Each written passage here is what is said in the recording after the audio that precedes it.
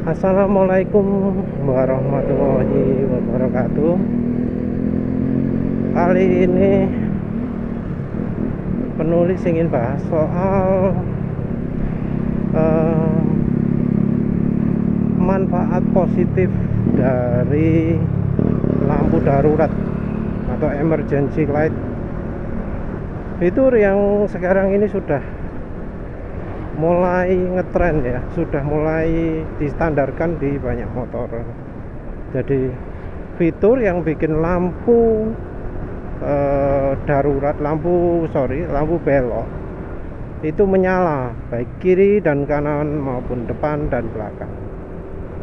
Jadi beberapa pabrikan sudah menjadikan lampu emergency ini sebagai standar.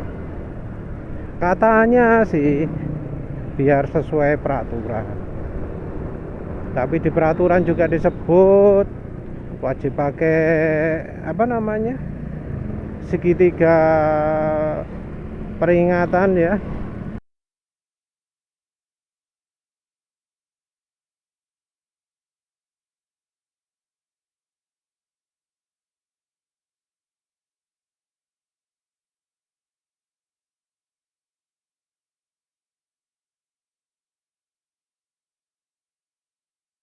Tapi kok ya segitiganya nggak disertakan waktu beli motor ya.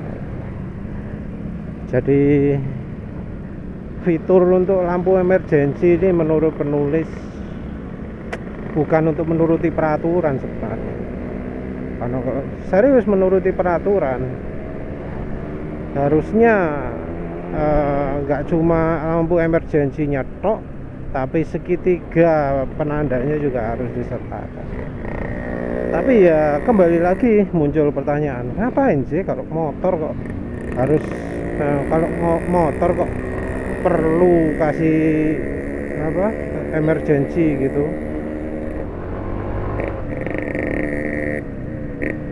Nah, karena menurut penulis ya nggak perlu. Dan yang di motor itu bikin kacau. Mungkin pemirsa heran ya, loh, katanya ada pemanfaatan positif, kok isinya mengeluh tok ya. Soalnya positifnya bukan di dunia motor. Jadi kalau di media-media, di review-review, di manapun itu disebut bahwa menggunakan lampu emergency itu nggak boleh waktu motor kendaraan jalan. Jadi disyaratkan bahwa lampu emergency itu hanya dipergunakan untuk waktu kendaraan mogok, macet, nggak bisa jalan. Wes itu, nggak ada peruntukan lain. Jadi katanya kalau kendaraan mogok biar bisa pakai lampu emergency ya. Itu kalau di jalan ya, tapi namanya motor masa sulit sih minggir dari jalan itu. Kalau benar-benar berhenti tengah jalan ya tetap aja bahaya lah. Nggak mungkin aman. Lebih aman kalau ngangkat tangan tinggi-tinggi itu malah lebih aman daripada kalau mengandalkan lampu emergency berkelap-kelip. Soalnya biasanya kalau di jalan itu kehalangan sama orang lain itu, kehalang sama motor orang lain itu loh, yang bikin membahayakan itu.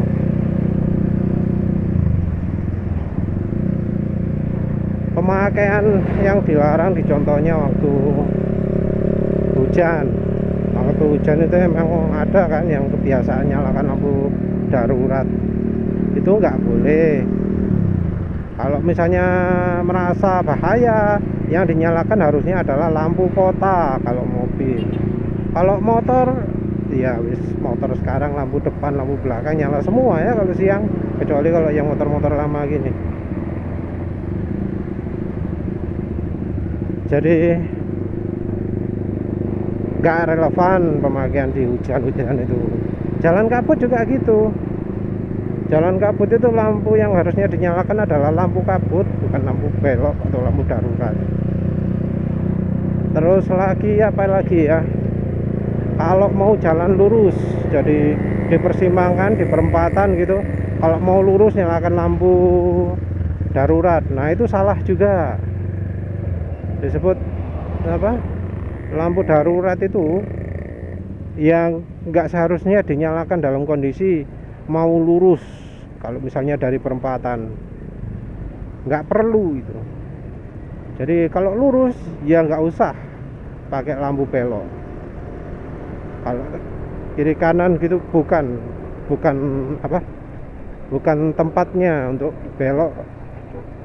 Nah, untuk digunakan kalau misalnya nggak ngapa-ngapain gitu. Nah itu salah.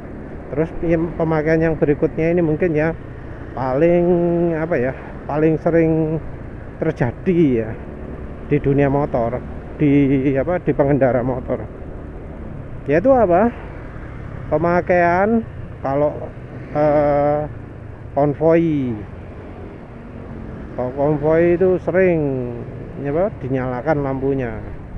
Tujuannya apa? Kalau kesannya itu orang-orang lain itu jangan sampai berani-beraninya ambil jalan ya. Jalan ini milik yang nyalakan lampu tok,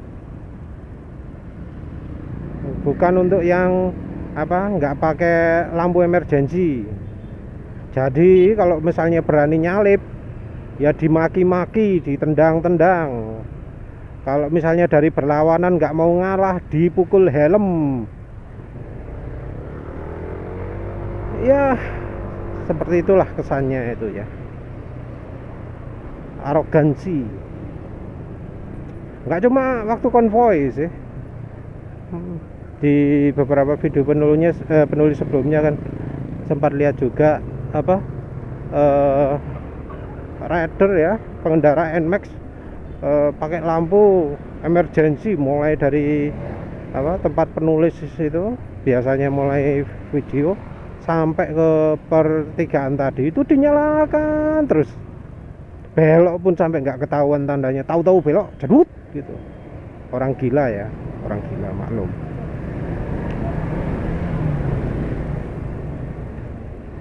Jadi lampunya dinyalakan terus, entah apa tujuannya. Begitu kena salib, emosi orangnya. Padahal motor lambat ya, kode-kode NMAX tapi dia lambat kan. Ya bukan salah penulis kan ya, tapi gitu dia marah-marah ya, kayak emosi. Wah. Terus jadi dia brutal kalau apa, nyalip-nyalipnya wis.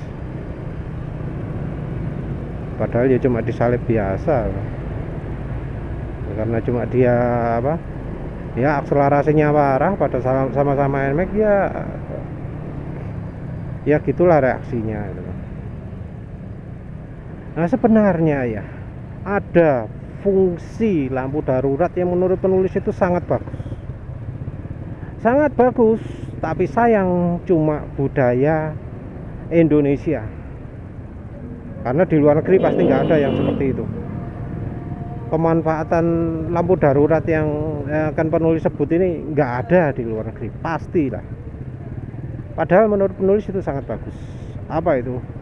Yaitu ketika ada halangan yang membahayakan. Jadi misalnya kalau ada apa, orang nyebrang gitu ya, entah nyebrang ke kiri atau ke kanan gitu, ada kendaraan lain kan bahaya, misalnya ada yang menyalip. Nah itu lampu daruratnya dinyalakan. Maksudnya apa? Maksudnya yang belakang ini jangan nyalip. Kalau nyalip bahaya. Nah ini loh.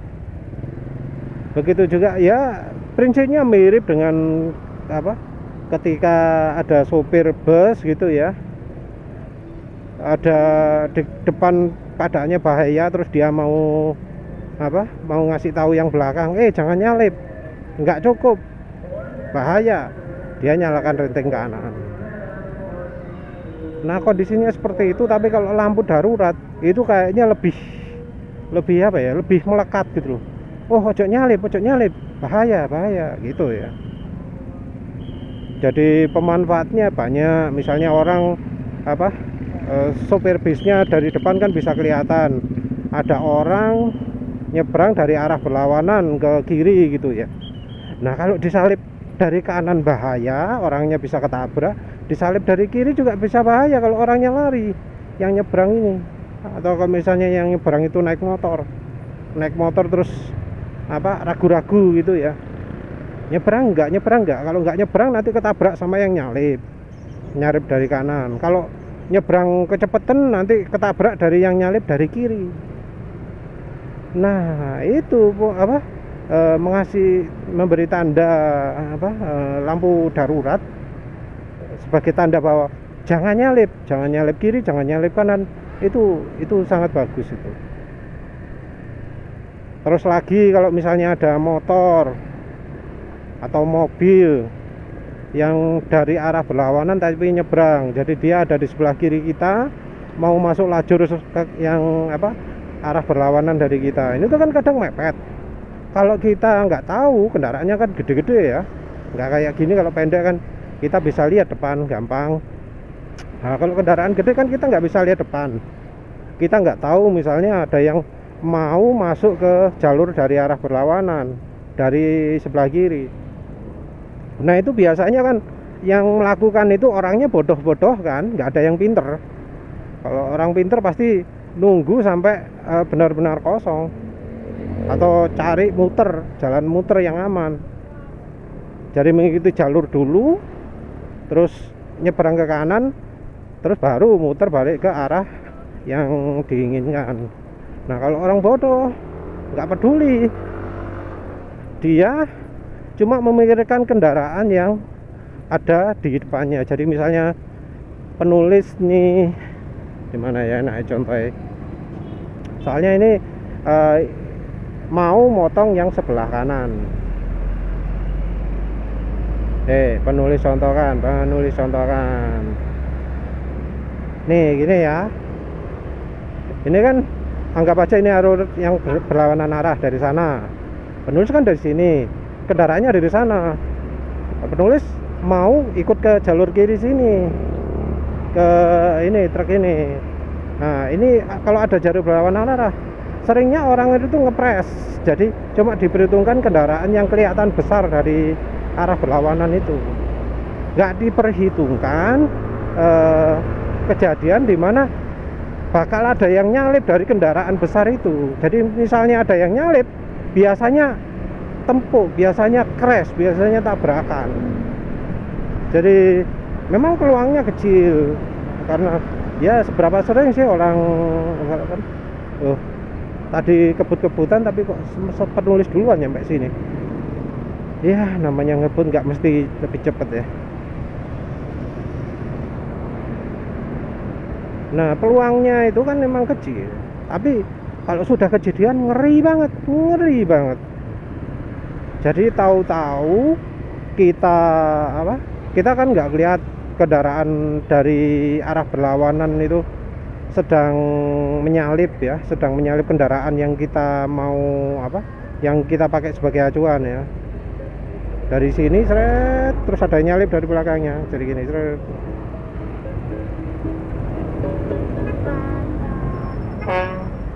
Jadi dari sana seret ini nyalip, terus kita ke sini. Wis papasan, kemungkinan besar itu crash. Penulis pernah mengalami kejadian seperti itu. Nggak lihat ada kendaraan lagi motor motong jalan gitu, nyari ngepresnya. Sama sekali nggak ada kesempatan untuk ngerem ya. Apalagi itu dibuat sangat ngepres.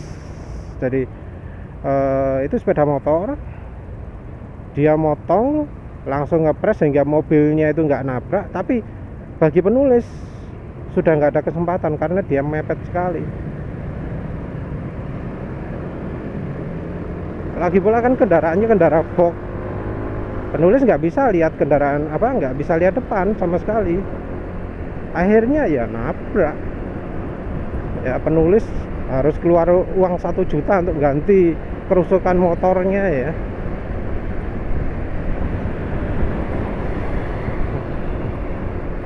Ya terus akhirnya penulis pelajaran. Kalau di daerahnya orang bodoh, penulis ya cari jalan aman. Kalau mau nyarip harus bisa lihat jarak depan dulu, jarak jauh depan dulu, nggak gampang-gampang nyalip ya. Nah, penulis meyakinkan bisa lihat kendaraan yang memotong dulu. Emang kemungkinannya kecil, tapi kalau sudah kejadian amit-amit. Nah, kalau yang driver yang sudah profesional dan care, yang memperhatikan keselamatan orang lain, dia itu akan ngasih tanda bahwa oh bahaya ada orang nyebrang, jadi lampu daruratnya dinyalakan. Nah, itu menurut penulis kebiasaan yang sangat-sangat bagus ya. Kalau drivernya yang penulis salib itu melakukan itu, mungkin penulis nggak akan nyalip ya. Tahu ada lampu itu ya, kelip gitu langsung penulis refleks, ngerem. Tapi karena nggak lihat ya gitu. Nah kayak gini nih sebenarnya ya bagus juga. Ini kalau misalnya ada orang nyebrang gitu ya, sopir bis itu sering tangannya dikeluarkan di awe-awe gitu ya, dari sebelah kanan gitu, ngawe-ngawe kalau ada orang nyebrang. Nah itu bagus.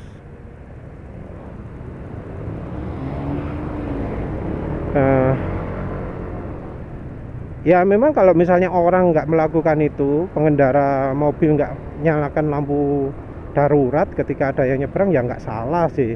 Itu kan sifatnya sukarela, bukan hal yang wajib. Ya kita nggak bisa nyalahkan orang, kenapa nggak kasih tanda gitu, nggak bisa. Itu merupakan kerelaan, sifat baik hati dari driver yang ingin ngasih tahu ada orang nyebrang. Kalau motor apa perlu kayak gitu? Ya enggak lah, motor badannya kecil.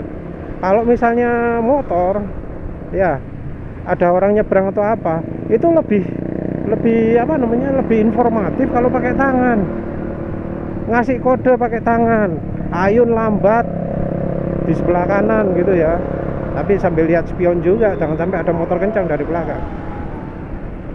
Dikasih ayun tangan kanan, dilambai-lambaikan pelan, disuruh memperlambat kendaraan. Nah itu kode yang paling efektif daripada pakai lampu darurat. Tapi ya penulis sendiri nggak pernah lihat orang yang menyalakan lampu darurat demi untuk memberitahukan yang belakang bahwa ada bahaya di depan yang mengharuskan kita nggak boleh nyalip motor yang ada di depan kita. Nggak ada seperti itu. Yang ada itu lampu darurat dinyalakan, yang artinya ini jalanku, jangan diambil, jangan disalip, jangan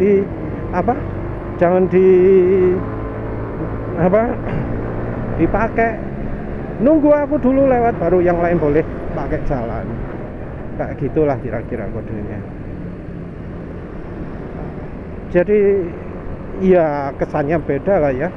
Kalau di motor itu lampu darurat itu kesannya lebih ke sombong, angkuh, selfish, mementingkan diri sendiri, nggak peduli dengan orang lain, nggak tepal seliro. Kalau pemakaian lampu darurat di mobil, kalau untuk driver yang baik hati seperti itu beda. Ya lampu daruratnya dinyalakan karena orangnya merasa kasihan dengan orang lain, orangnya merasa perlu mengingatkan yang lain bahaya yang ada di depan. Beda lah, jauh lah ya, jauh. Jangan samakan dengan yang pakai lampu kelap-kelip nggak ada gunanya itu ya. Tujuannya arogansi, jelek lah, tujuan jelek, bukan tujuan baik, bukan tujuan mulia, tapi tujuan yang ya bisa bikin konflik ya. Jadi ke jalan bukan cari pahala, tapi cari dosa. Ya maaf, penulis harus kritik karena itu bahaya. Memang itu nggak ada disebut di peraturan agama manapun, tapi ya namanya orang melakukan seperti itu kan meningkatkan resiko ya. Soalnya kita jadi nggak tahu apa yang harus sebaiknya kita lakukan gitu loh. Nggak disalib. Ya kalau misalnya dia itu memang tujuannya gitu. Tapi kalau enggak, jadi misalnya dia itu mau apa, ada lubang terus ngerem mendadak, kita itu harusnya ya nyalip, tapi karena ada lampu darurat kita jadi nggak nyalip. Orangnya misalnya, oh aku lupa ini tokonya kelewatan padahal aku mau beli ini gitu ya, bablas terus ngerem mendadak gitu sambil lampu darurat betul. Kita kan bingung soalnya kadang di tengah-tengah terus tiba-tiba entah belok kiri entah belok kanan, pokoknya membingungkan lah, sering kayak gitu ya mendadak. Nah Honda entah mengapa ngambil keputusan bahwa suatu hal yang baik untuk menyertakan untuk membuat lampu darurat itu ikut menyala pada saat direm.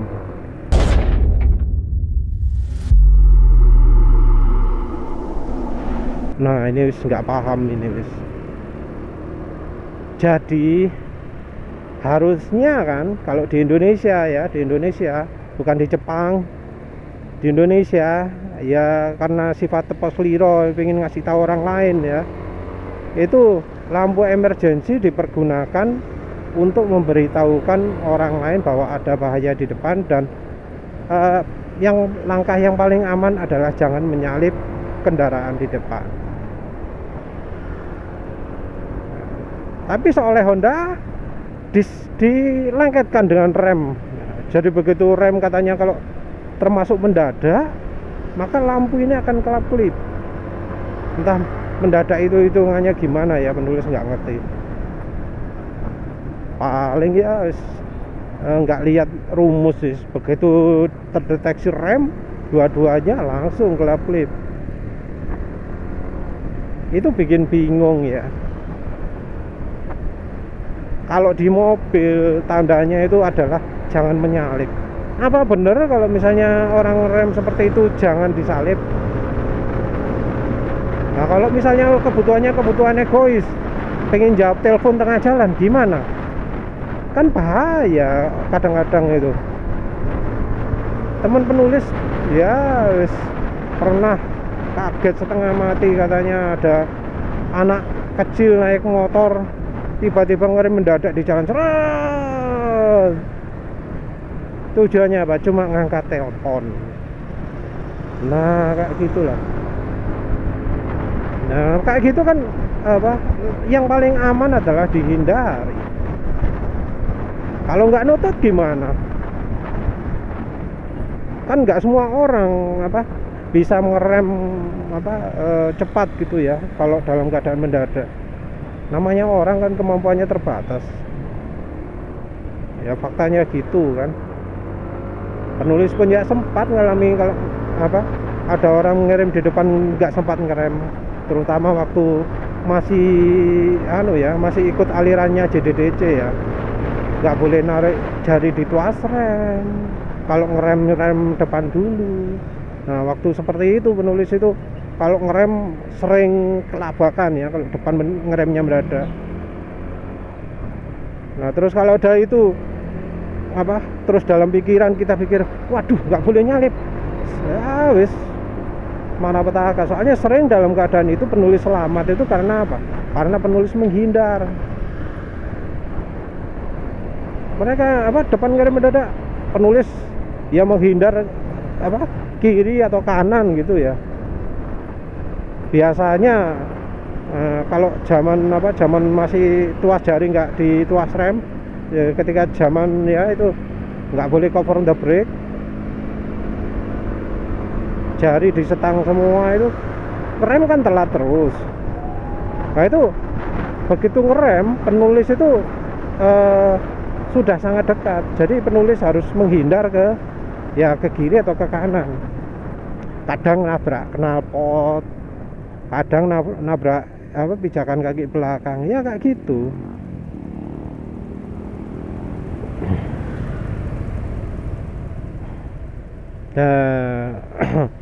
Dan kondisi itu oleh pabrikan Jepang ya, Honda dipakai sebagai alat ya lampu emergency-nya. Nggak ngerti lah emang orang mereka kan budayanya beda ya. Padahal motor dijual di Indonesia tapi ya caranya di teknik gaya berkendara mereka dipaksakan untuk Indonesia, padahal nggak cocok. Kalau pabrik kayak BMW gimana? Kalau BMW beda. BMW itu remnya kalau darurat, lampu remnya yang kedip. Really evident when modern vehicles have to brake suddenly because of a dangerous situation. Until reached when there is a deceleration of more than 50 kilometers an hour and is signaled by the brake light blinking with a frequency of 5 Hz. Eine Frequenz von 5 Hertz angezeigt. Stufe 2 ist die Gefahrenbremsung. Level 2 is emergency braking. This signal operates at a speed of less than 14 kilometers an hour and sets off the warning lights. This remains active until the motorcycle again reaches a speed of at least 20 kilometers an hour. 20 Kilometer pro Stunde beschleunigt. This difference is extremely easy to see in a direct comparison with an identical vehicle without dynamic brake lights. The dynamic brake light will become available. Jadi nggak kayak Honda. Kalau Honda kan lampu remnya nggak kedip, tapi lampu daruratnya dikedipkan ya. Kalau BMW enggak, baik mobil atau motor itu lampu belakangnya yang kedip, bukan lampu daruratnya. Oh ya, barusan penulis 0100 ini mungkin lebih cepat dari biasanya. Sebagai informasi, penulis sekarang pakai bensin Shell Super terus. Jadi ini kemungkinan 100% Shell Super. Olinya oli Meseran Super 20W50 yang untuk motor. Meseran Super yang paling murah, Rp30.000. 800 ml terus ditambah sama minyak goreng ya. Minyak gorengnya sekitar 200 ml, berarti 700 ml nya Meseran Super 20W50 yang untuk motor. Sampai sekarang ini habis goncangan, suaranya masih terdengar halus ya. Ini sudah pakai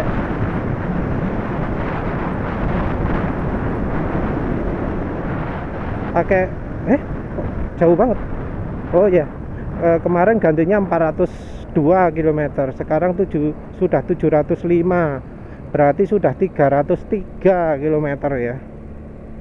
303 km pakai Meseran Super yang untuk motor. Sebelumnya di 400 km sebelumnya pakai Meseran Super yang untuk mobil.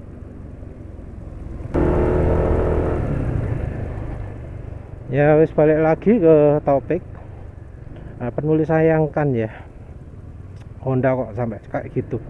Wis nggak ngerti lah, wis namanya budaya beda, budaya Jepang tapi dipaksakan ke Indonesia, wis nggak ngerti lah. Ya sama kayak kombi brake gitu kan, bisa jadi itu orang Jepang sana kalau ngerem belakang tok ya. Kalau orang sini rasanya kok enggak ya. Emak-emak itu kalau ngerem ya ngerem dua kiri kanan, atau sekalian nggak ngerem sama sekali ya kalau panik.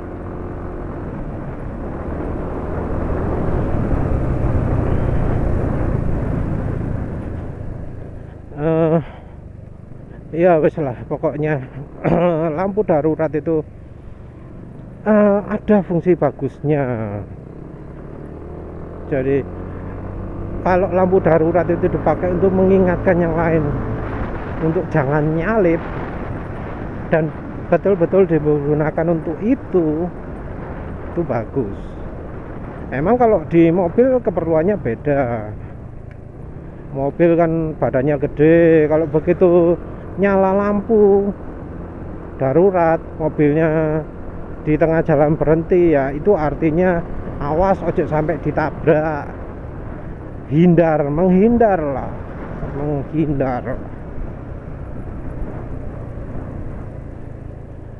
Atau mobil yang jalannya pelan-pelan, lampunya kelip-kelip, itu biasanya tanda hati-hati kalau nyalip. Mobilnya badannya gede, atau mobilnya ini bisa sewaktu-waktu roboh ke kiri atau roboh ke kanan, makanya pelan-pelan. Kalau misalnya mobilnya jalan kecepatan normal, lampunya kelap-kelip, itu biasanya awas, di kiri ada bahaya, di kanan ada bahaya, jangan menyalip. Itu kalau Indonesia loh ya. Kalau misalnya ada mobil tiba-tiba ngerem terus sambil nyala lampu daruratnya, itu artinya awas, ada orang nyebrang ngawur. Kalau disalip lewat kiri bisa nabrak, salip lewat kanan bisa crash.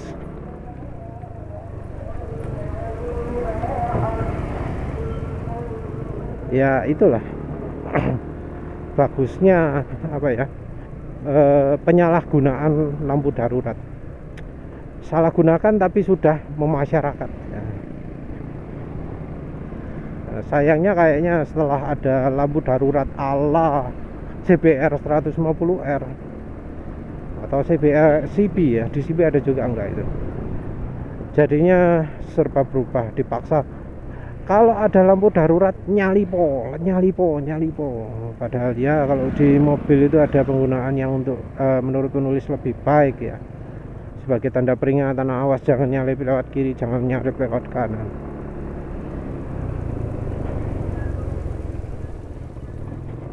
Ya sayang sekali lah. Ya penulis sih mengharapkan kalau di motor nggak usah lah pakai lampu darurat, karena kondisi dimana apa namanya memberitahukan jangan nyalip lewat kiri, jangan nyalip lewat kanan itu jarang ya. Jadi apa, kondisi dimana pengendara lain dilarang menyalip dari kiri ataupun kanan sekaligus itu jarang ya. Biasanya ya satu sisi saja, jangan nyalip sebelah kiri, jangan nyalip sebelah kanan, wes itu tok cukup. Soalnya apa, biasanya kalau pas lagi mengikuti kendaraan lain pas di sebelah sisi kanan ya, kalau ngasih mau peringatan ya nyalakan reteng ke lampu kanan. Kalau ada di sebelah kiri mau nyalip lewat kiri ya nyalakan yang sebelah kiri, nggak usah dinyalakan dua-duanya, itu bodoh.